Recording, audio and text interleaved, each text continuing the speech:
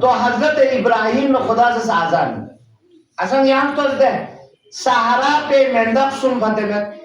دیکھنے شیشہ دیوں تھا دیکھنے کلے دیکھنے بیتھن میں سن حضرت ابراہیم نے آزان تو آزان کو گار بک سے بیس من پتہ ہے تو جو حاجوں اتی حج نصیب سمکھن کن خدا انشاءاللہ کا دانا سے نصیب کی کھونا پتہ ہے مقام ابراہیم دل یولا الگ جگہ کھانے کا بھی رکن چکن چنچ بازلی کا دیکھو اتنا دیکھیں پیاک رکھات نسبیو ضروری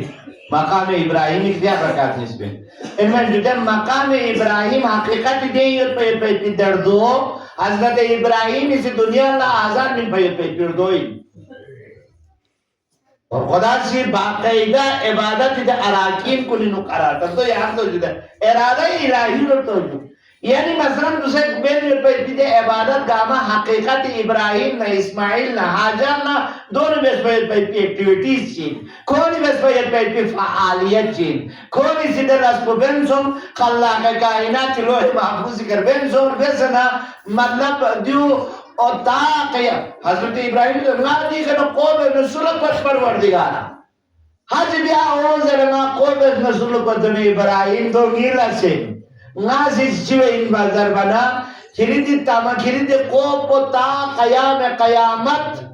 استطاعت گنجائش یدکان گنگمانت ہن چک سنا حج پو پر رونق اندازی نتا قیام قیامت بے چکر نہیں ذمہ داری انسان واچی کا ذلک